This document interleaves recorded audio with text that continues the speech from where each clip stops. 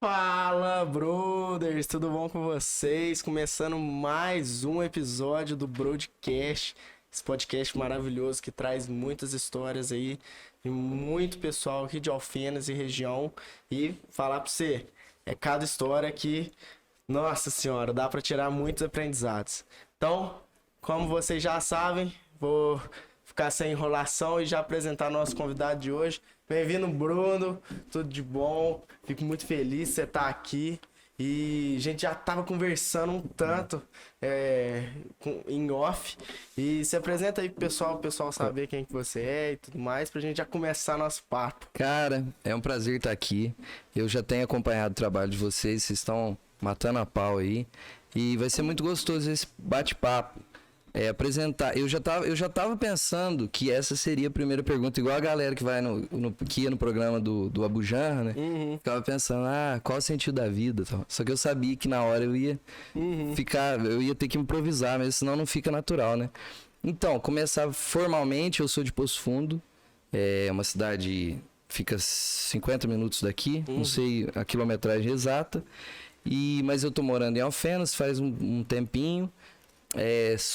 Como eu falei, vamos começar formalmente. Sou formado em psicologia, graduado em psicologia, mas eu gosto mesmo do campo das artes. E é difícil se definir nesse campo, né? Como a gente estava falando em off aqui, às vezes a gente acaba fazendo um pouquinho de tudo. E eu acho que é natural, eu não acho que tem que também se prender. Falar, não, eu sou isso. Eu acho que à medida que você vai fazendo um pouquinho de tudo, você vai ficando melhor também nas outras com áreas. certeza, né? Então, atualmente a gente brincou, né? Quando fala cineasta, é um negócio pesado de falar, né? Quando erra cineasta ainda é mais pesado. Que aí é um cinema com astro, né? Mas tenho falado que eu sou videomaker, tô aí produzindo bastante conteúdo. E agora, recentemente a gente vai lançar o Zebuzeiro, que a gente vai falar hoje, que é um longa, mas também faz curtas e outros trabalhos aí. Bom demais, Bruno.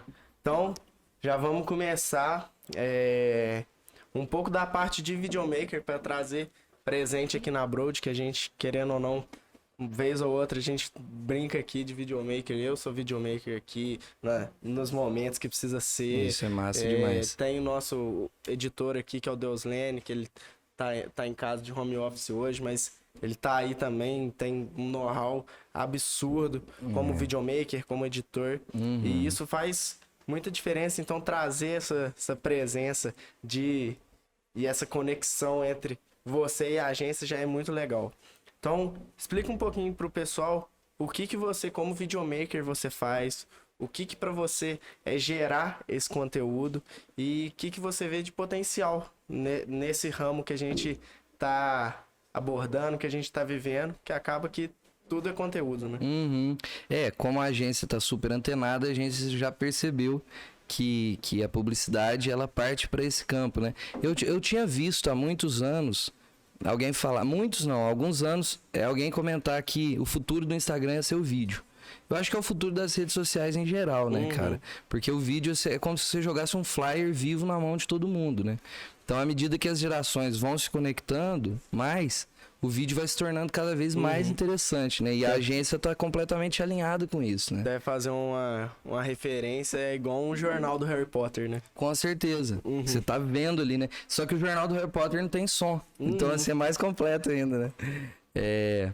E o Prisioneiro de Azkaban, a gente assiste, ele ouve ele, né? No mundo de hoje. E aí, como a agência tá muito antenada nisso, ela vem fazendo esse trabalho que eu acho que é perfeito. Tá super alinhado com a atualidade.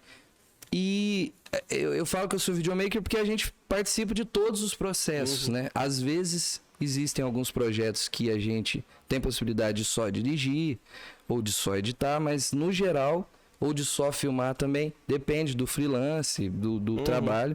Mas geralmente a gente acaba produzindo, fazendo todo o processo, desde a captação da imagem, da ideia, do roteiro, até a finalização, né? E é um processo que geralmente ele é setorizado.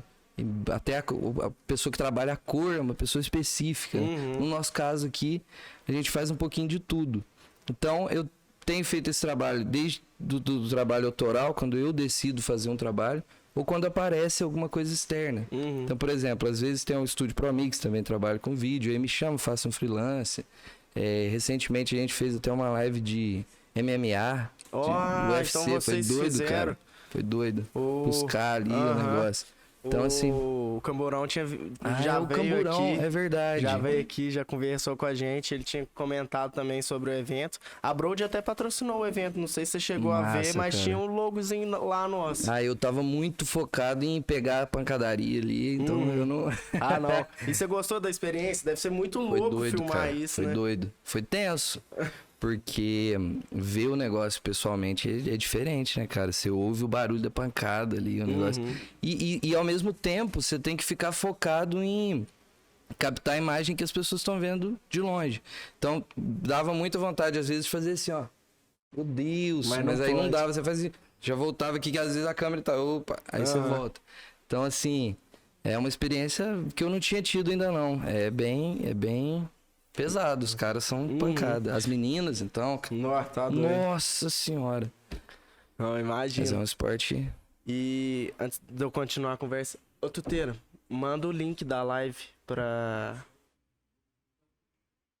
Não, então, encaminha aí no meu WhatsApp. Só abre o... eu também vou Opera. Compartilhar aqui.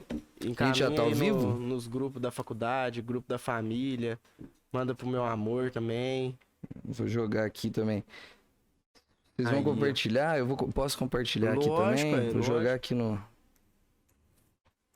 Você manda pro Insta, Bruno no pra mim, Caju, Face. fazendo favor? Você manda o link pro Bruno fazendo favor? Eu tenho que ficar lembrando de murchar a barriga, cara. Você não tem esse problema, meu. Filho, preocupa não. Nossa senhora, sobretudo Preocupa quando não. eu sento aqui, ó. É o shopping, né, que a gente tava falando. É bom demais, né? Mas né, cara, é um investimento, tem que mostrar resultado, né?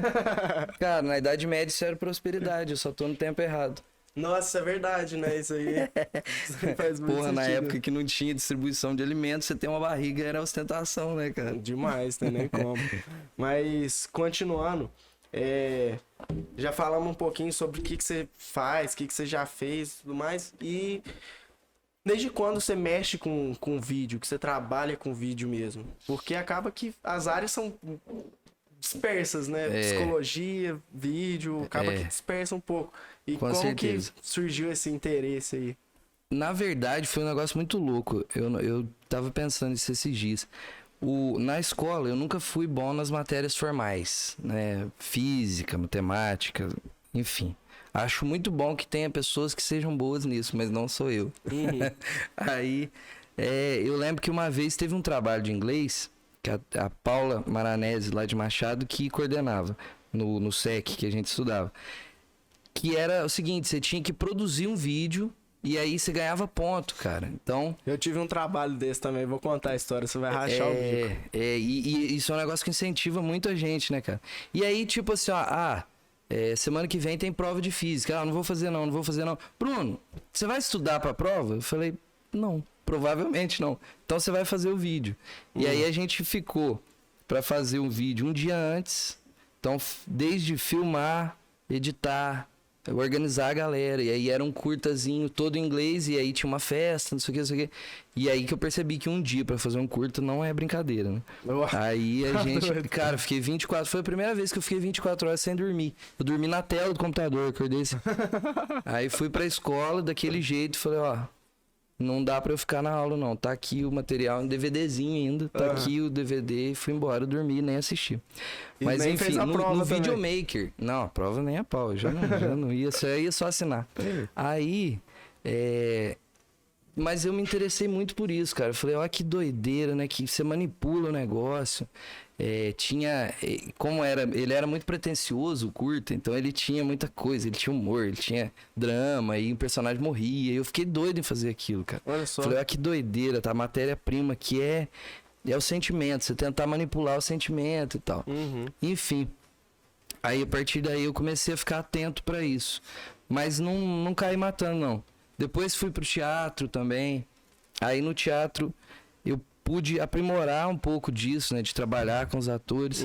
Só que o teatro eu acho mais restrito nessa coisa de você poder manipular as peças do jogo. Acaba cara, que... Não tem problema não. Tá certo. Acaba cara, que... se você for pensar, O Shakespeare não gostava de teatro, ele gostava de filme.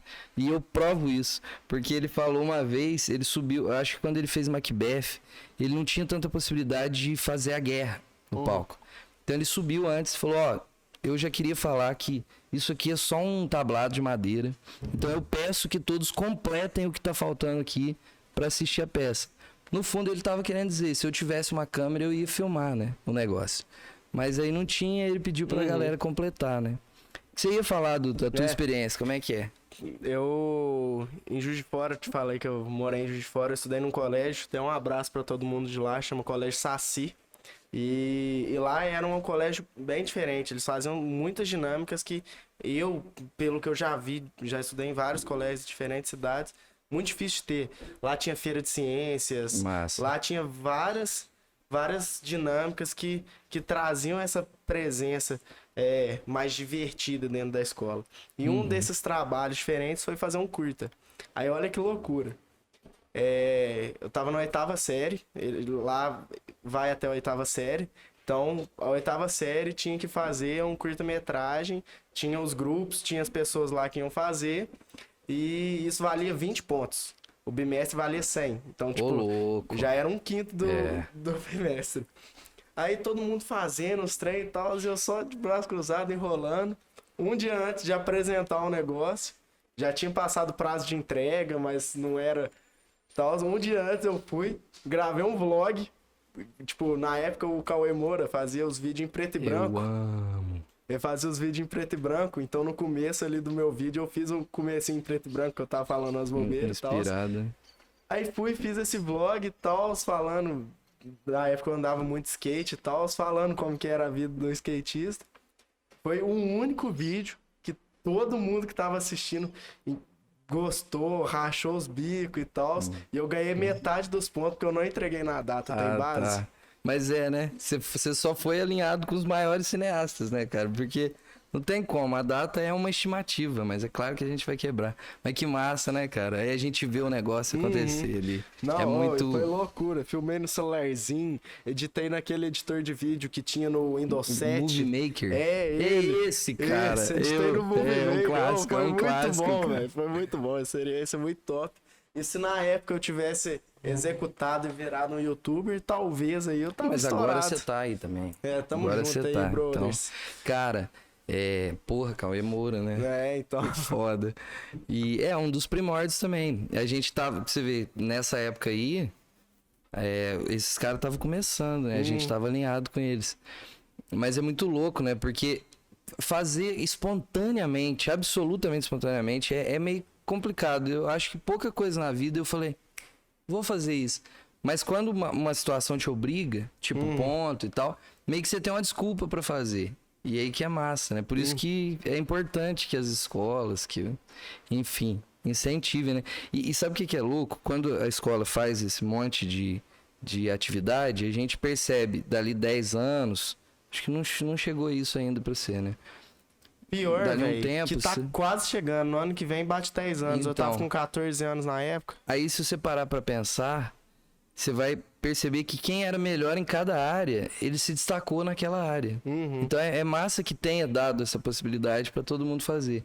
No nosso tinha um festival de inglês também, que você ganhava 3 pontos em cada matéria se você ganhasse. Olha só. Era competição, então você tinha que fazer um musical da Broadway. Olha Então só.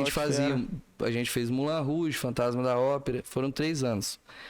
E aí você ganhava 3 pontos em primeiro lugar, 2 pontos quem ficasse em segundo e 1 ponto quem ficasse em terceiro. Então, cara, a galera dava o sangue. E aí você percebe, o cara que fazia toda a iluminação do palco, hoje ele trabalha com eletricidade, tem uma empresa de eletricidade. As meninas que trabalhavam, sei lá, na dança, hoje em dia é professor. Você percebe que ali foi plantado várias sementes, entendeu? E eu ficava na direção. E hoje em dia eu tô aí na peleja. Puteiro, enche a garrafa pra nós, fazendo um favor. Essa garrafa é massa. Ela é top. Eu tô querendo tirar o Você rótulo. põe um da Broad. Tirar o rótulo, deixar ela aqui de enfeite e de água. Vai ficar mesmo. bonito, porque a cor que vocês escolheram da Broad é uma cor muito bonita, cara. Muito obrigado. É uma das minhas coisas prediletas. Você sabe que em Roma só o imperador usava ela? Que ela era extraída... O roxo em si?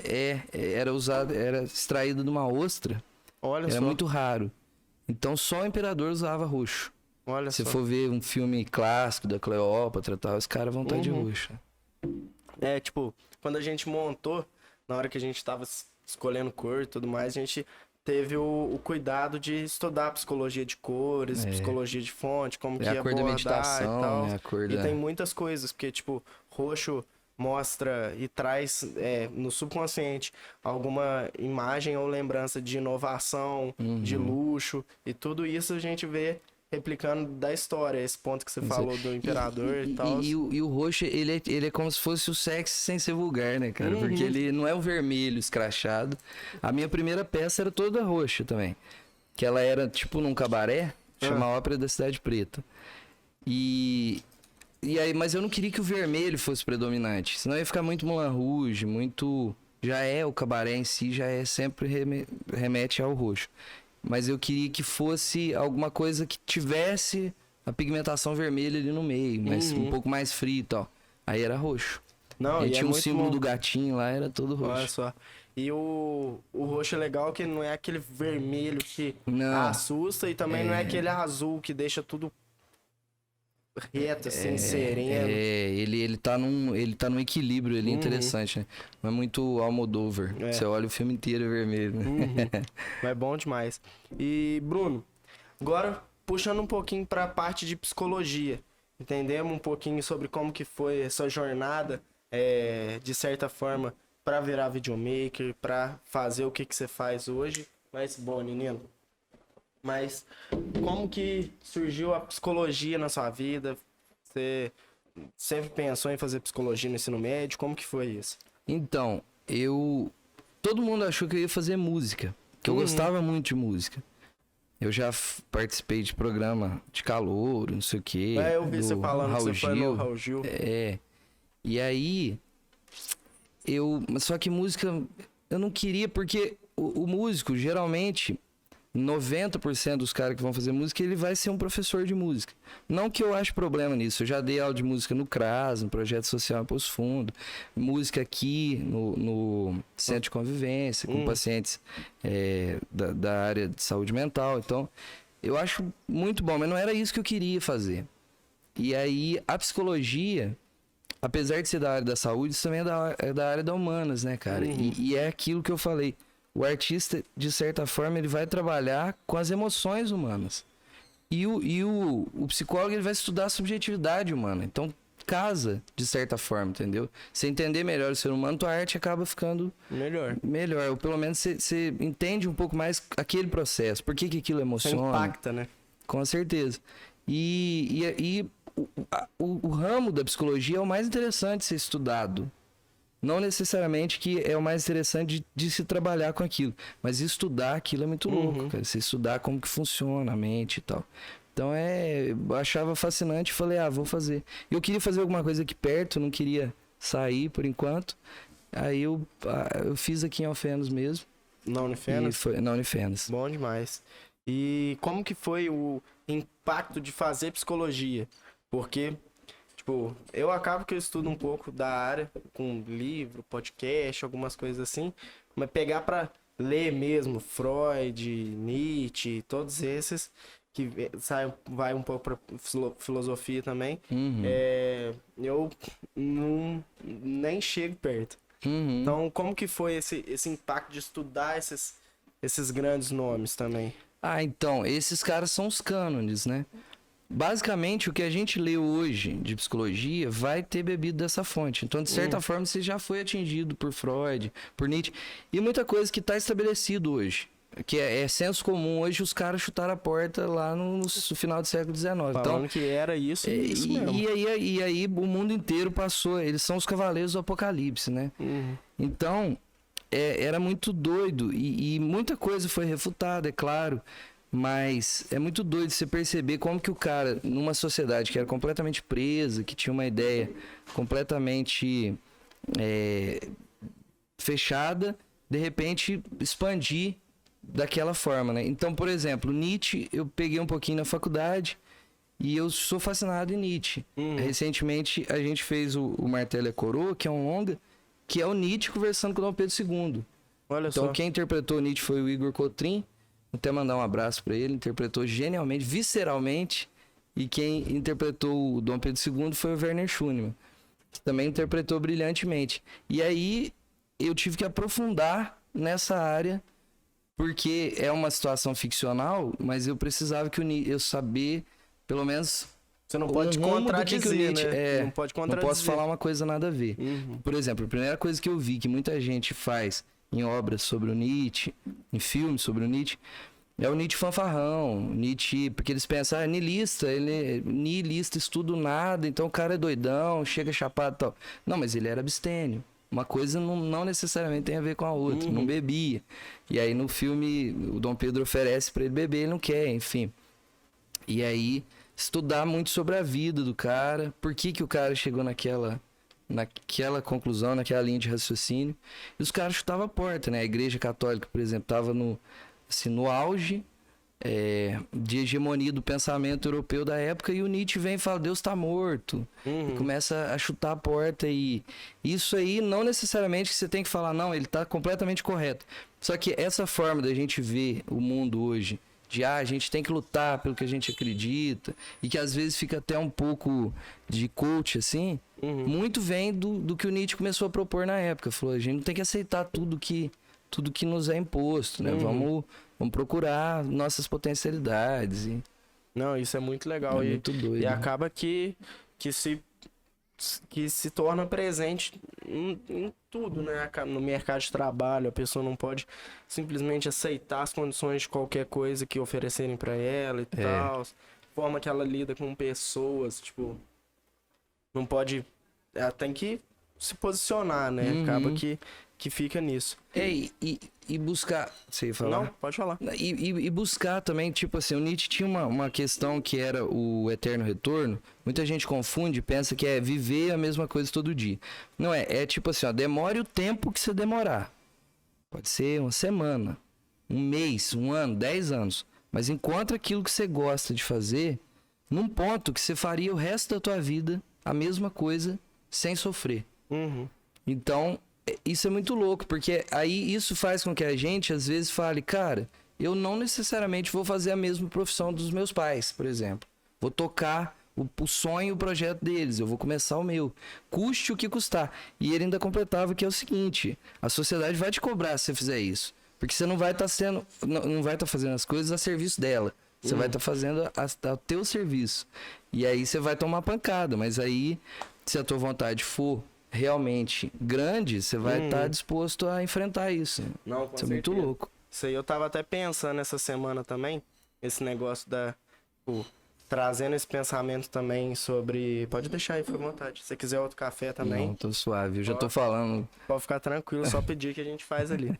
Mas essa semana mesmo eu tava pensando num negócio que, tipo, até o carbono precisa estar sob pressão master ali pra se tornar diamante, pra se tornar a pedra mais valiosa do mundo. Então, por que o ser humano não tem que estar sob pressão a todo momento ali pra se tornar algo melhor, tipo, ter uma melhor posição no trabalho, ser uma boa pessoa pra família, etc. Tem que estar sob pressão mesmo. Com então, certeza, acaba às vezes... que se complementam esses pensamentos, né? Não, se você for ver a melhor literatura do mundo, a literatura russa, é um povo muito sofrido, um povo que agora que tá fazendo sofrer, né? Mas não é o povo que tá fazendo, é o Putin. Mas é uma galera que passou muita fome, que passou muita escassez, e de repente aparece um Dostoiévski, um Tolstói, que os caras que vão a fundo, eles chegam no limite e eles jogam isso pra fora com um nível de cinismo e precisão do lado feio da humanidade muito forte, né? Não, isso aí a humanidade vai caminhando. Nas guerras, a medicina, a ciência, ela avança muito, né? É um efeito colateral bom, de certa forma. Não sei se existe efeito colateral bom. É um resultado interessante, mas é claro que também não é uma coisa boa. Toda causa gera consequências e as consequências podem andar para ambos os lados, né? Não tem como. Com certeza. Mas a pressão move. É a pressão que leva o trem a andar, né? Se não tiver a pressão ali, o trem fica parado. Não, então, tudo vai medido sob pressão mesmo, então tem que ter. E, Bruno, o que estudar psicologia, ter esse know-how da nossa própria mente, te trouxe pro que você vive, o que você trabalha hoje? Porque, inconscientemente falando, a gente sabe que isso traz uma sensibilidade maior, você consegue, na hora de trabalhar os filmes, você consegue trabalhar o impacto que cada cena vai trazer e tal, mas o que você viu que você se tornou palpável pra você, assim dizendo? Então, acho que a primeira coisa, cara, da psicologia, que é muito interessante, eles trabalham nos primeiros anos, é uma desconstrução total. Porque muitas vezes a gente acha, não, eu tô pronto, eu sou isso mesmo. Só que tem muito pensamento que a gente tem, cara, que a gente só recebeu e aceitou como uma verdade absoluta. E de repente na psicologia isso é posto em xeque. Será que isso é verdade absoluta mesmo? Será que existe essa verdade? Será que o caminho para a felicidade é isso? Ah, não, se eu for muito rico, eu sou feliz. Mas toda pessoa muito rica é feliz? E toda pessoa que não tem a condição financeira é triste. Então, o que é a felicidade? O que é a felicidade para a pessoa? Então, assim, primeira coisa, essa desconstrução é muito louca. Muita gente na psicologia, e eu já vi isso acontecer, acaba surtando no início do curso. Justamente por essa desconstrução. De repente você percebe que tudo que era verdade talvez não seja tão verdade assim. Era uma verdade antes, mas agora pode ser que não funcione mais. Então isso foi uma coisa muito doida. E isso te ajuda a pensar o seguinte, eu vou trabalhar com arte, eu vou fazer filme, eu vou fazer música, eu vou levar pancada. Porque é uma coisa relativamente nova, é uma coisa que é muito impalpável. A arte é única, né? Muito única, muito subjetiva. Só sei que vai fazer do jeito que você faz. E meio que você tem que criar a demanda, de certa forma. Porque é isso, um grande artista, tipo Marília Mendonça, 6 meses antes dela lançar o primeiro sucesso, ela não tinha relevância no Brasil. Tinha pros amigos familiares dela. De repente, quando ela morre, ela deixa um rombo na sociedade. Porque ela criou essa demanda. É muito difícil você pensar no sertanejo universitário, na sofrência, e não pensar na Marília Mendonça. Ela criou essa demanda. Ela e todos ao redor dela. Né? Então, assim, você tem que trabalhar com isso.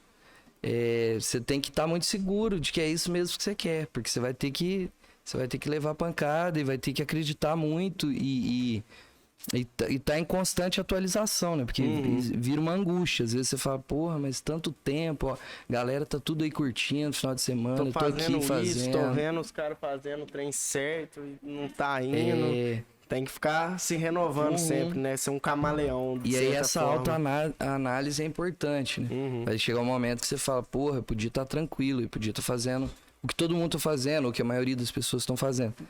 Mas aí você atualiza e fala, não, mas eu não queria, cara, não era aquilo, não é sobre isso, o que eu quero é outra coisa, então eu vou continuar focado aqui e até conseguir, ou até desistir também, que não acho que é uma coisa ruim, desde que seja uma vontade real. Ué. Você fala, não dá mais, tô de boa. É o ponto de, a decisão é simplesmente só sua. Tem que ser, cara, tem que ser, porque senão você vai arcar com as consequências. O psicólogo, por exemplo, ele não te dá um conselho direto. Você fala, meu namorado, minha namorada me traiu, não sei o que eu faço? Eu largo? Ele fala, larga. Tá, mas depois e a consequência? Às vezes você não quer, às vezes você tem uma dependência sobre ela, é melhor trabalhar isso. Ou às vezes você sente que perdoou e por algum motivo, enfim. Você tem que encontrar a resposta que tá dentro de você de verdade. Inconscientemente, você tem que trazer, né? Não, com certeza. E esse ponto que você falou é um ponto que eu sempre achei interessante.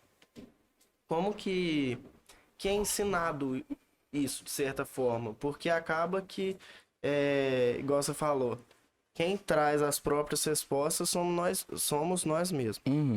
Mas como que a gente consegue atingir essas respostas ali, o que estimula, o que deixa de estimular, como que funciona isso? Cara, é uma busca constante, né? Porque não tem como. São frases assim prontas, falar, você tem que buscar dentro de você, o que te move. Na prática não funciona. Na prática é muito difícil, cara. Porque é atualização constante. Sempre que você falar, cara, tal pessoa, sei lá, fez tal coisa, pá. você tem que se atualizar e falar, será que eu queria estar naquele lugar? Será que eu queria estar fazendo aquilo? E aí você pensa, não, realmente não. Será que eu tô no lugar que eu gostaria de estar? Não tô, então o que eu posso fazer para mudar? É atualização constante. E buscar o tempo inteiro essas respostas. Às vezes a gente vê uma pessoa que conseguiu alguma coisa, nossa, que foda, mas e o processo que levou ele a conseguir isso? E se ele não tivesse conseguido, qual que era a consequência? Você tá disposto a comprar isso? Tô disposto. Não, se não der certo eu vou me ferrar, mas eu vou me ferrar feliz porque eu tentei. Então vai fundo. Às vezes você fala, não tô disposto. Então, não vale a pena a dor de cabeça, né? De certa forma. O processo em si. A gente vê um jogador de futebol no auge, mas se não tivesse dado errado, o cara tinha perdido anos da vida dele treinando. E é anos mesmo. E a maior parte das pessoas que tentam provavelmente não vão conseguir. Você tá disposto a enfrentar isso? A olhar pra trás e falar, cara, faz 15 anos que eu tô no futebol e não deu certo. Perdi 15 anos. Perdi entre aspas, né? Ganhou experiência, mas poderia ter investido esses 15 anos em outra coisa. Tá disposto a enfrentar isso? Tô. Então vai embora. Então, tenta aprimorar agora, né?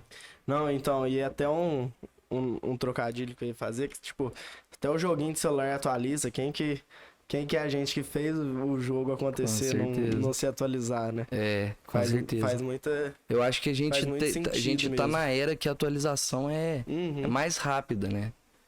Muito mais. Se a gente for pegar em todos os aspectos, você pega uma foto de uma pessoa dos anos 20 para os anos 40, para os anos final dos anos 50, elas usam praticamente o mesmo figurino. Não, tem a mesma roupa. Hoje em dia, 1 ano de diferença, 5 anos de diferença, a pessoa é completamente diferente. Tem um vídeo legal que eu já vi uma vez, que é um ator, aí... E uma equipe de uns 8... Como que chama a pessoa que... Estilista e tal. 8 estilistas. Maquiador, cabeleireiro. Eu vi esse vídeo. Massa pra caralho. Vai desenvolvendo de 1900, de 1900 até 2010, se eu não me engano, que vai o vídeo. É massa pra caralho. Absurdo, eles fazem uma time-lapse ferrada. Foda, muito cara. Fera esse vídeo. É fera. E traz real esse ponto, né? De tipo... Tá sempre atualizando. Se você não quiser atualizar, você só vai... E atualizar nem necessariamente é conversar com o próprio tempo. É conversar consigo mesmo, né? Até mais. Atualizar pra si mesmo, né? Falar, cara, eu acho que eu não tô... Eu já tive nesse lugar, já tive essa vontade, mas hoje em dia não rola mais. Então, beleza, tudo bem, vira pra outro caminho. Vira a página mais rápido, às vezes. Com certeza, né? E... Bruno, agora trazendo esse lado da parte de conteúdo em si,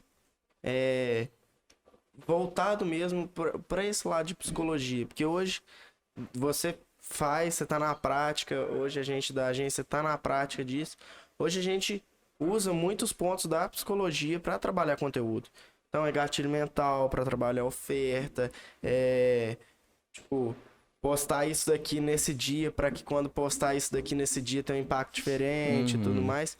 E hoje, como que você traz esse conhecimento e o que você enxerga que impacta mesmo a vida das pessoas? Eu acho que a emoção primária, ela toca muito profundamente as pessoas, né?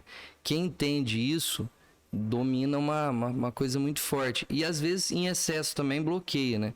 Se apelar muito também. Mas eu acho que quando a gente percebe tipo que uma coisa... arquétipo, algo do tipo. Os arquétipos do Jung conversam muito isso, né? As pessoas... Existem padrões de estilos de pessoas em todas as sociedades. Então, seja o mago, sábio, seja... o herói, o anti-herói, o vilão. E quando a gente entende isso... etc. Com certeza. O político, quando ele entende isso, ele vira um... Ele vira a chave, né? Com certeza. Um cidadão que é ainda da vida. E aí, quando... por exemplo, na propaganda, você entende isso, você fala, vou trabalhar as emoções das pessoas, vou trabalhar aqui uma empolgação, porque às vezes você tem que criar uma demanda para um produto que necessariamente não é tão interessante assim. Você tem que tornar ele interessante. Como que você vai fazer isso? Através das emoções. Entender que público que você quer chegar, né? O que você quer atingir. Então, eu acho que talvez seja isso. Você prestar atenção bastante na forma que as pessoas sentem aquilo, né? Como que pode impactar. Não, justo. E com certeza com esse comentário, alguém que tá escutando achou interessante e com certeza vai buscar algo para entender um pouco melhor sobre isso. E o que você recomenda, tipo, até nessa questão dos arquétipos mesmo, para entender padrões da sociedade, onde você recomenda buscar conteúdo, quais conteúdos você recomenda? Então, eu acho que buscar tudo, cara. Por exemplo, você comentou das cores da Broad. Cromoterapia. Isso é muito louco, cara. Porque, por exemplo, às vezes você quer trabalhar um negócio que conversa com confiabilidade, estabilidade, financeiro. E aí você tem um público X de tantos anos a tantos anos e tal, e você vai pro azul, uma coisa assim. Você não vai meter um laranja ali, sabe? Mas às vezes você quer conversar sobre verão, com pessoas mais jovens, mais joviais. Aí você joga um laranja, você joga uma cor quente. E é um caminho. E aí onde você vai estudar cromoterapia? Deve ter autores aí que são especialistas, mas buscar na internet mesmo, buscar o máximo de conteúdo possível. Claro que não qualquer conteúdo. Você vai perceber quando o cara tem uma relevância e tal. Mas é isso. Os arquétipos eu recomendo o Jung, né? Que é a fonte. Mas dali surgiram muitas outras ramificações e releituras, né? Porque acaba que, tipo, Jung foi quando? O Jung ele foi aluno do Freud, então ele é do início do século XX. Então, aí, ó. Final do século XIX. Então, tipo, 1900. Então, aí. Então, 1900, então, como que a Alemanha, a Áustria tava pensando naquela época, né? Às vezes, como que isso pode ser convertido para agora. E a galera tá aí sempre fazendo resenha, atualizações, transcendendo. Não, e acaba que, tipo, às vezes a pessoa não consegue entender, de certa forma, a fonte em si, mas uma pessoa que entendeu a fonte consegue passar de forma mais rápida ali e tal, e isso faz diferença mesmo. Faz. Então, qualquer contato é importante. Às vezes um vídeo. Tem muita gente que tem preconceito, fala, você tem que ler só a fonte, só o cânone mesmo e tal. Não, cara, você assiste um vídeo de uma pessoa que leu e tá convertendo ali, dando uma simplificada. Depois, se você quiser aprofundar, você vai na obra, você pega um negócio desse tamanho, uma coletânea desse tamanho e vai cair matando. Mas o primeiro contato já é um grande passo, né? Só o interesse já é um grande passo. Não, bom demais. E hoje, Bruno, com tudo que você está experienciando, com esse projeto que está por vir, que a gente vai começar a falar dele agora, o que você sente que toda essa carga, toda essa experiência trouxe hoje para dentro desse projeto que você está? Eu acho que lidar com as pessoas, que é uma coisa muito complicada, porque de certa forma você tem ali o quê? Mais de 20 pessoas envolvidas, um elenco é grande, e aí você tem que combinar. E aqui volta naquilo que a gente falou, você tem que fazer um pouquinho de tudo, né? Então você tem que marcar a locação, arrumar o figurino da galera, entrar em contato, ver um dia comum para todos, ir para a locação, organizar isso tudo. Você tem que fazer uma parte de produção muito grande. E aí você tem que lidar com pessoas. Às vezes tem uma pessoa mais calma, às vezes tem uma pessoa mais estressada. Só que você sabe que é a forma dela. Se você souber acessar ela e tiver paciência com ela, vai valer a pena. Porque também, se for procurar só pessoas fáceis, muito fáceis de lidar, você vai às vezes perder a oportunidade de ter um personagem, uma locação super interessante, que é só você ter uma calma e saber acessar a pessoa, explicar certinho o que é, perceber como que você não tá sabendo explicar a situação, como que por que ela não tá entendendo o que você tá querendo dizer. Então, assim, eu acho que isso é muito importante, o manejo com o ser humano, né? Porque dá pra fazer sozinho, mas aí isso é um vlog. Dá pra você fazer um monólogo, mas quando tem um ditado africano que é assim, se você quiser ir rápido, você vai sozinho. Mas se você quiser ir longe, vai de bando. Então você tem que aprender a lidar com as pessoas pra você ir de bando, né? Tipo aqui mesmo, a gente, vocês estão de bando aqui. Então você tem que saber lidar com as pessoas, cada um com as suas características, né? Acho que me ajudou muito nisso. Não, bom demais. E fala um pouquinho sobre o projeto. Você comentou que tá fazendo um projeto, é um longa-metragem, vai passar aqui no Cinead Alfenas. E como que surgiu a ideia do projeto? Quantos projetos de longa-metragem você já tinha feito antes? Para o pessoal ver mesmo que é uma obra realmente concreta, que está sendo feita com muita seriedade, que está trazendo muita qualidade também. Fala, brothers! a gente teve uma queda na internet, não voltou. Estamos fazendo essa continuação do podcast gravado, mas fica aí que a gente já estava falando um pouquinho sobre o projeto do Bruno, que é o longa-metragem aí. Então, vamos continuar, Bruno. Nem lembro que ponto que a gente parou, mas lembro que a gente comentou da onde surgiu a ideia, por que trouxe e bora lá, né? Beleza. Vou tentar recapitular então brevemente, porque a gente não sabe onde parou, mas então o Zebuzeiro, uma peça do Valdir de Luna Carneiro, que foi feita em 1944, foi escrita, apresentada a primeira vez em 47, então aí rodou Minas inteira, Goiás. O seu Valdir de Luna Carneiro é o nome mais importante da dramaturgia do teatro de Minas. Tanto é que para tirar o DRT, a galera tinha que fazer um texto dele. Então, assim, ganhou medalha em Confidentes, maior em honraria mineira. E a gente começou a fazer com ele em vida. Ia ser uma homenagem. A gente queria até que ele participasse, falando um pouco do filme. Mas aí ele veio a falecer, eu falei pro elenco, galera, vamos pegar fundo, não vamos largar não. E aí a gente pegou o filme. Só que é isso, a peça tinha umas 2 horas de duração, o filme também. E aí é muita cena. A ideia inicial era meio que fazer quase que um teleteatro, mas aí depois a gente ampliou, falou, não, vamos dividir em sequências mesmo e fazer em várias locações. E aí começou aquela correria, filma na roça, na fazenda, na cachoeira, na igreja e tal, até que entrou a pandemia. Aí parou tudo. Não, só falando um pouquinho, a gente sabe o tanto que é difícil fazer essas filmagens em lugar diferente. Câmera, luz, microfone. Cara, cena externa é complicadíssimo. O sol não coopera, né, cara? Então, depois pra você trabalhar a cor é surreal, né? Que você, de repente, 10 minutos de intervalo entre um take e outro, a luz é completamente diferente. Então, você tem que tentar achar um equilíbrio ali e tal. E aí, a gente, na pandemia, ficou parado. E nesse tempo que a gente ficou parado, eu não podia filmar nada, não tinha tanta coisa para editar. Eu falei, eu vou começar um outro projeto que dá para fazer em casa. E aí eu fiz o Martelo é Coroa, que inicialmente era... Eu mandei pro elenco, mandei pro Igor Cotrim, grande ator que tá na Record agora, com a novela Reis, a série Reis. Fez Gênesis recentemente. Olha só. E comecei a trocar ideia com ele e tal. Depois a gente recrutou o Werner Schunemann também, grande ator.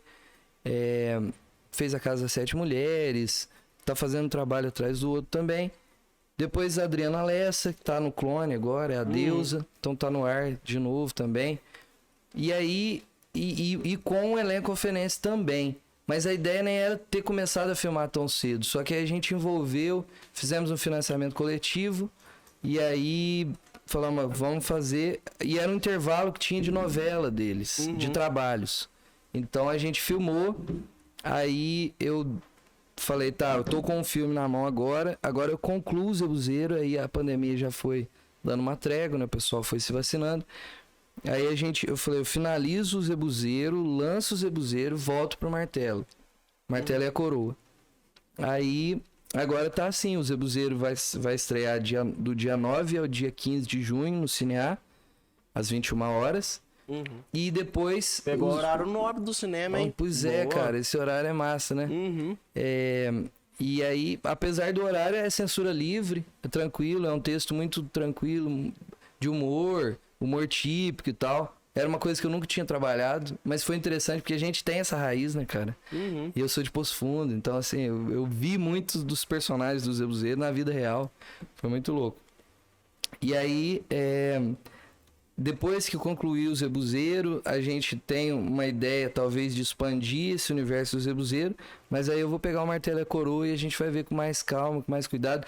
Tem um streaming, na verdade não é um streaming, é um canal mesmo que quer ver o primeiro corte dele, então talvez ele vá direcionado para lá. E as pessoas também do financiamento coletivo compraram o link, então assim, ele tem uma outra pegada. Não sei se ele estreia aqui, mas aí já é pra outro caminho. Então, enquanto isso, eu tô me segurando pra não começar mais um, né? Porque senão vai atrelando, né? Vontade a gente tem de fazer sem parar. Isso aí, é legal você comentar, que acaba que muitas vezes eu sinto, e eu vejo nas pessoas ao meu redor, E acaba que a gente sempre gosta de pegar coisas novas para fazer. De certa forma, vai deixando coisas passadas. A Deus dará, não concluir as coisas da certa maneira que devia concluir. Na psicologia, eu tenho certeza que isso você já lidou, já estudou. E por que acontece esse tipo de coisa? Saindo um pouco do mundo do projeto, mas só para trazer esse insight mesmo. Eu acho que é muito porque a gente acaba entrando em várias áreas do negócio. E às vezes a gente tem que fazer área que não é a nossa especialidade. E isso muito por conta do nosso mercado, o mercado que a gente está criando, né, de certa forma, por aqui. Então, mas isso é uma coisa comum entre os artistas. O Leonardo da Vinci era conhecido pelos projetos que ele não finalizava, né? E a gente, assim, por exemplo, idealizar um filme, escrever um roteiro, filmar, conversar com o elenco, ensaiar, é a parte predileta minha. Editar é bom, mas finalizar, entrar nesse processo de finalização é muito complicado, é angustiante que você tem que parar tudo e ficar só focado. Que é o tratamento das imagens, áudio. Exatamente. E no cinema de Hollywood, por exemplo, o diretor se afasta do projeto nessa etapa. Então, por exemplo, o Spielberg, ele estava filmando o Jurassic Park. E aí ele pegava um avião, ia lá pra Alemanha, filmava a lista de Schindler, deixava a galera editando lá, depois ele voltava, fazia, na época nem tinha vídeo chamada, mas ele fazia pelo telefone ali, tal.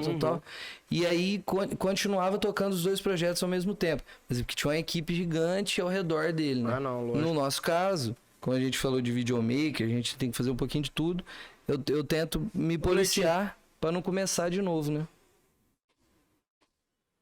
Tento me policiar pra não... Senão começa um terceiro, porque começar os projetos é muito melhor, né? Aí você falou da psicologia, a gente tem que fugir da procrastinação, né? Quando você percebe, tá, é isso mesmo que eu quero fazer, então tá, velho. Faz a listinha lá, se você for da TCC, faz uma listinha e tenta priorizar um pouco, senão você vai só idealizando e não conclui. Boa. Esse segundo projeto, sem ser o filme, esqueci o nome. Zebuzeiro. Não, sem ser o Zebuzeiro. O Martelo é Coroa. Isso, o Martelo é Coroa. Como que é esse projeto? O que você vai abordar? Como que tá a dinâmica? Você falou que você começou ele na pandemia, você começou ele remotamente ali. Como que tá a dinâmica dele hoje? Qual que é o intuito dele em si? O Martelo é Coroa, ele era um roteiro, na verdade, que estava engavetado, porque eu sabia que, como ele trata do encontro entre o Nietzsche e o Dom Pedro II, eu queria que ele tivesse uma abrangência maior. E aí eu falei, não, quando eu tiver a possibilidade de fazer, eu faço, deixei ele engavetado um tempo. Trazer um conteúdo mais rico, no caso, trazer, tipo assim, eu não queria que ele ficasse preso às pessoas de uma forma regional. Porque tem gente que admira Nietzsche no mundo inteiro. Então, no Brasil de conteúdo inteiro. Mais rico também, não tô falando que o Zebuzeiro não tem conteúdo entendi. rico. Não, trazer que ele... É outra pegada, ele é dramático. Eu entendi o que você quis dizer, rico intelectualmente falando, né? Isso. O Zebuzeiro já é mais regionalista, trata também de questões profundas, mas de uma forma mais leve, né? Aí, beleza. Eu queria, por exemplo, atores que tivessem uma representatividade nacional e tal. E aí na pandemia, eu falei, eu posso começar remotamente a trocar ideia. E aí comecei a falar com eles e a gente começou, e eles gostaram do roteiro, e abraçaram a ideia, compraram a ideia. E a gente começou a ensaiar bastante, só online. Olha só, trocava texto ali no Google Meet. Batia texto, isso. E aí eu falei, cara, vamos ter que fazer, porque a hora era aquele momento ali. Então, foi logo que o pessoal começou a vacinar e era isso. Por exemplo, o Igor tá agora no ar com a novela Reis, acho que acabou de concluir. O Werner fez A Bênção, do Canal Brasil. A Adriana Lessa também faz um trabalho atrás do outro. Grande atriz que entrou na reta final, mas deu assim, foi um presente pra gente.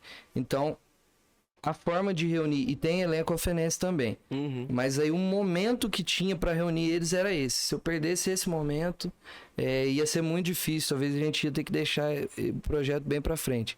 Então, a gente pegou nesse ponto. E a ideia, existe uma lenda urbana desse encontro, E eu falei, cara, possibilidade de ter o Nietzsche conversando com um brasileiro, a possibilidade de ter o Dom Pedro II conversando com um filósofo Nietzsche que vai bater de encontro com as ideias dele, com as ideias de religião dele, vai ser muito louco. Acaba aí que traz um ponto podcast pro filme, exatamente, né? cara, eu falei isso. É um diálogo. E aí eu peguei muito naquela veia do Tarantino, por exemplo, no Cães de Aluguel, que os caras fazem num galpão, é o filme todo. Claro que tem algumas cenas externas. Aí, nesse caso, eu coloquei bastante cena externa, assim, sonhos, delírios, pesadelos, flashbacks. Então, acaba que ele foge um pouco só daquele lugar. Mas o corpo do negócio é uma troca de ideia dos caras. Traz a imersão, né, da troca de ideia. Porque trocando a ideia ali, traz um flashback. Tem muito isso, essa regra. O Giovanni Salles Rey, que é um roteirista conhecido no Brasil inteiro, fez um manual de roteirista, que é o papel do diretor. E é um amigo que a gente conversa muito que o cinema é a arte da imagem, o teatro é a arte da fala. A novela é uma junção dos dois, de certa forma. Só que assim, eu gosto de filme que tem muita fala, cara. Eu não canso. Se eu tiver com sono, eu desligo ele. Mas eu gosto de filme que fica trocação de ideia ali e tal.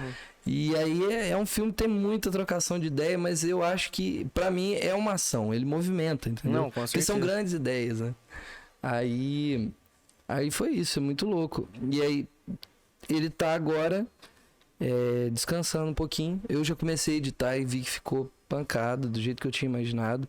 A gente, como eu tava te contando em off, construiu um cenário porque eu queria filmar em qualquer momento do dia, parecer que era dia. Então, à noite a gente filmou, de manhã, à tarde. Então, o tempo todo a luz está ali, constante. E aí a gente fez um trem pra ele dar uma balançadinha e tal. Então, a gente construiu de madeira, de metal.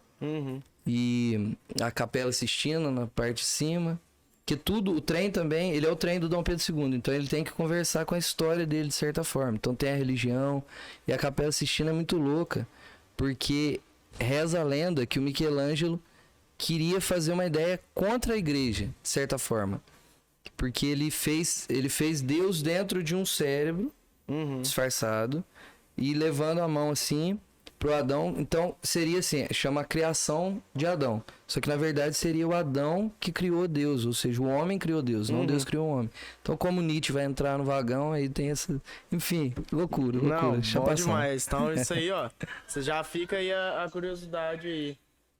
Se ouvi meu retorno ali na imagem, tô com meus dreadinhos aqui, cara. Tá nascendo um dreadinho aqui, ó. É bom Você demais, viu, cara. Natural, tô deixando. Bom demais. Então, se você gostou dessa ideia aí, já fica de olho. Qual que é a sua rede social, ô Bruno? Só colocar Bruno de Souza lá no Face, no Insta é bruno.d.souza.p. Mas colocar Bruno de Souza, Alfenas, acho que... Então já segue ele lá, porque só dessa troca de ideia ali, eu, pelo menos, já fiquei com muita vontade de escutar essa conversa, escutar essa dinâmica. Já que você falou disso, então segue o Zebuzeiro no Instagram e o Martelo e a Coroa no Instagram também. Bom demais aí, ó, top. E Bruno, essa ideia de trazer uma conversa de duas figuras muito renomadas e tudo mais. O que você tá pensando de passar com isso para a pessoa que assistir mesmo, que consumiu o conteúdo? Porque tudo tem um propósito, né? Todo mundo que faz alguma coisa tem algum propósito por fazer aquilo. E qual que tá sendo o propósito para você seguir esse projeto e com certeza fazer toda essa história acontecer em si? Então. E aí, man? Prazer, cara. Não, de boa. Você tá me devendo uma revanche na sinuca, hein? Valeu demais. A gente tava falando o propósito. Então, ele conversa muito com essa questão. A gente tá vivendo um tempo de polaridade muito grande, né? E eles são dois polos opostos na maioria dos pensamentos primordiais, né? Então, ele conversa muito sobre isso. A gente tem necessariamente ser inimigo de todo mundo que pensa diferente, sabe? É uma coisa que a gente tem uma convicção sobre uma coisa. Será que essa convicção ela é tão válida assim a ponto de a gente se degladiar o tempo inteiro? Então, assim, até tem uma música que eu fiz com o Landau que chama Olhos de Helena. Landau é outro que eu quero trazer aqui pra essa mesa. Cara, vale a pena, viu? Você podia encurtar a relação aí pra gente. Vai ser um prazer, vai ser um prazer. Ele vai adorar vir aqui, cara. Você vai trocar ideia com ele. A gente já entrevistou a tia dele, Mandar um abraço pra ele. Tá gravando? Tá Mandar um abração, Lendes. O Lendes tá com nós no Zebuzeiro. O Martelo é Coroa também vai estar na trilha. Demais, véio. Um parça que eu tenho aí, um cara que eu tenho maior carinho, ele, a Gabi Roncati. Do Rock demais. Mais Humor também. Às vezes vale a pena. Às vezes não, com certeza vale a pena você trazer o Landau, trazer a Gabi, trazer o Landau e a Gabi, você vai ver, vai render muito. Os caras são fera demais. Vai continuando. Aí, tem uma música que eu tenho com ele que chama Olhos de Helena. E tem um trecho que fala o mundo estilhaçado de opiniões, por opiniões. E é isso, né, cara? A gente tá o tempo todo, cada hora vem um com uma opinião muito forte e joga uma pedra, e outro vem e joga outra pedra, e o mundo se divide, e o Will Smith dá um tapa na cara do Chris Rock e todo mundo tem que tomar uma posição. Não, tá errado, não, tá certo, é isso mesmo. Então, assim, o Nietzsche era um cara muito convicto. Não assisti o que rolou também nesse ponto. Você não assistiu, cara? Tipo, eu assisti ao vivo, cara. Eu vi os memes, vi que ele tinha comentado sobre a mulher do Will Smith e tudo mais, sobre o que ela tem de câncer lá alopecia, e tal. Queda de cabelo. Não é câncer. Mas foi doido, cara. Eu vi isso ao vivo. Eu vi ao vivo e eu fiquei... Aconteceu isso mesmo? E eu tava super na expectativa do Oscar, né? Tomando uma cervejinha lá, tal, todo mundo. E nessa hora ninguém prestou atenção. E eu tava prestando atenção. Eu falei, vocês viram isso? Vocês viram? Eu joguei no Twitter, a galera já tinha subido a tag. Isso é verdade? Isso não é... Muito louco, né, cara? Eu tenho amigos que defenderam e amigos que não defenderam. Eu, particularmente, acho que o humor tem um limite da pessoa, sim, mas a agressão física também é tenso. Não, lógico. Mas... Eu vi um negócio louco. Mas eu não acho que também a gente tem que tomar um partido absoluto de cada um. Eu não tô partido pra lado nenhum. Eu acho que... Vi um negócio, desculpa interromper, que tava lá. O cara postou, eu entendo o lado do Will Smith. Se ele só tivesse deixado o humorista, já esqueci o nome dele, mas... Chris Rock. Se ele só tivesse deixado o Chris Rock falando e tal, quando ele chegasse em casa, a mulher dele com certeza ia ficar dias e dias e meses falando na cabeça dele porque ele não tomou nenhuma atitude e tal. Reza a lenda que eles têm um relacionamento muito tóxico, né? Ela é muito incisiva em cima dele, com as questões muito... Enfim, mas assim, eu acho que eles, falando da psicologia de novo, eles influenciam muitas pessoas, né? E de repente parece que depois do tapa, se tirar satisfação com agressão física já não é tão feio mais pra quem era fã do cara, entendeu? Então eu acho assim, a repercussão disso é muito grave. Demais. Então, claro que o Chris Rock pegou pesado, falar da aparência da mulher, uma mulher preta ainda. Claro que foi horrível isso. Só que... Ainda mais ele sendo negro. Então, aí você fala, tá, beleza. Se o Will tivesse subido e falado isso, ele ia acabar com o Chris Rock. Mas ele sobe e dá um tapa na cara do cara, véio. Sabe? É estranho isso. E é uma questão muito pesada, influencia muita gente. E eu acho que, na verdade, quem errou ali foi a academia do Oscar de colocar a galera pra fazer fritada num lugar que não é esse ambiente.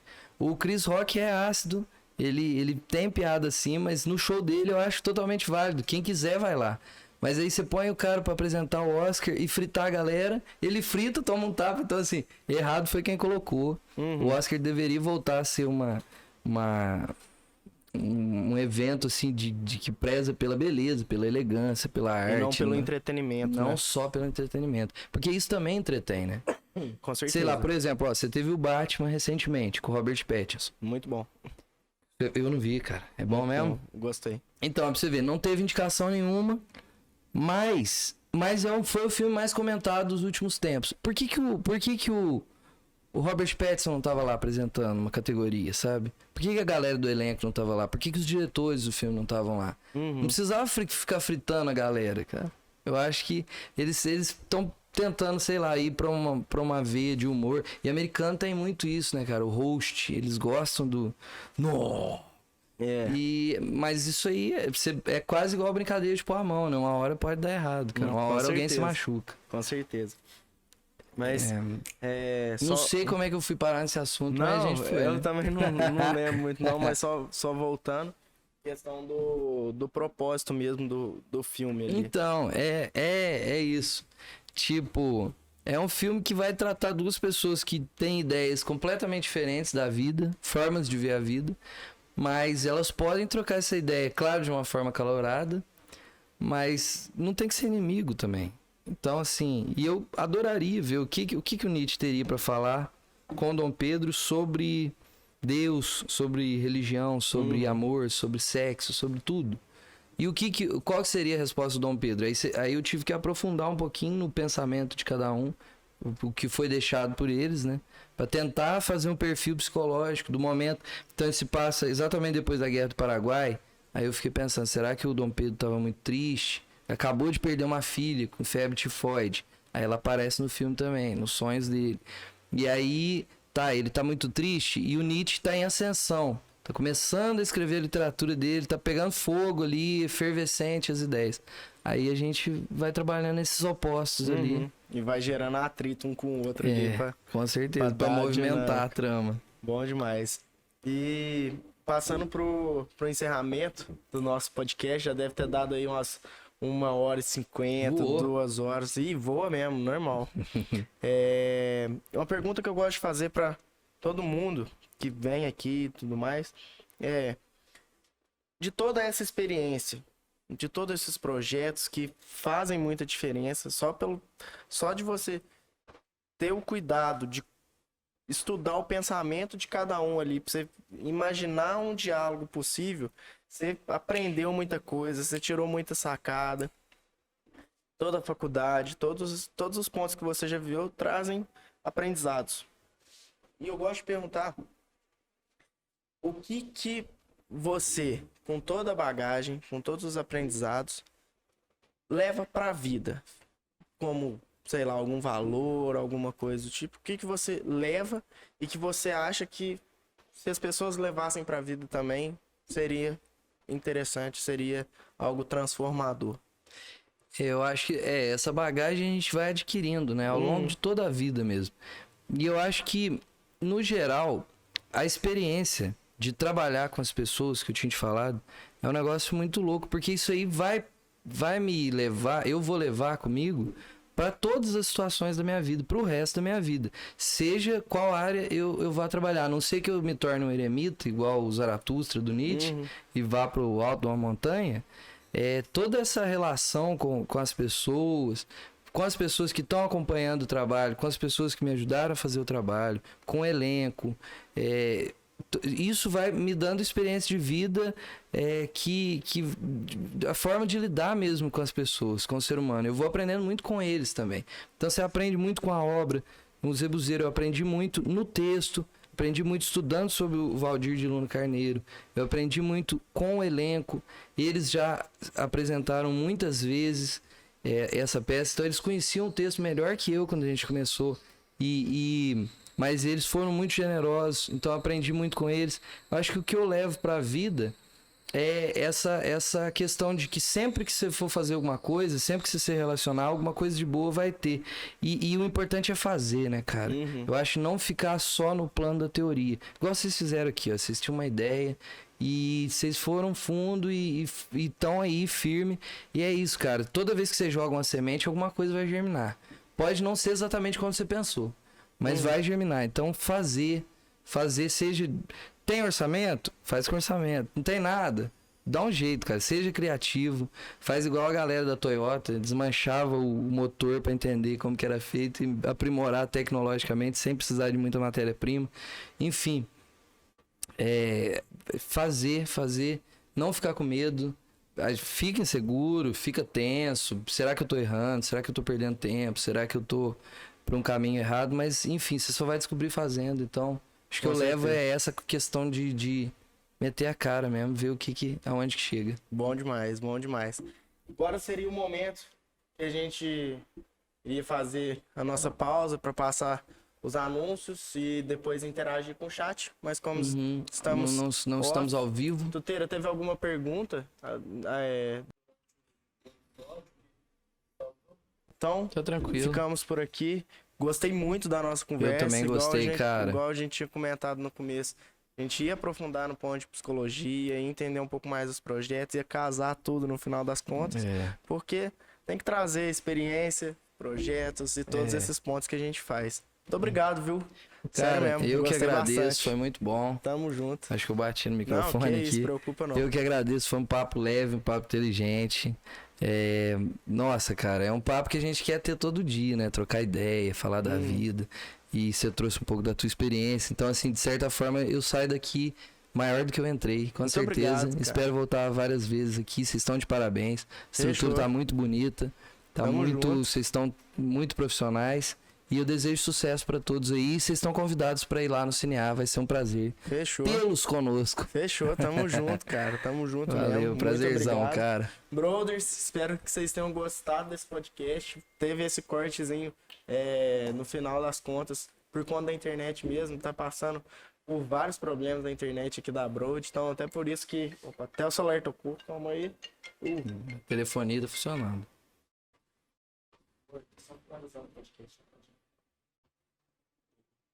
Pô, não corta isso, cara. Ficou fofinho, hein? Lógico, ficou fofinho, hein? Não corta isso quando for soltar, cara. Ih, tem erro não. Aqui é ao vivo mesmo, filho. É o romance, Enfim, é importante. Muito obrigado mais uma vez, Bruno. Tamo junto. Tô até vermelho.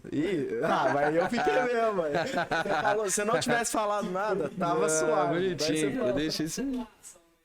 É mesmo?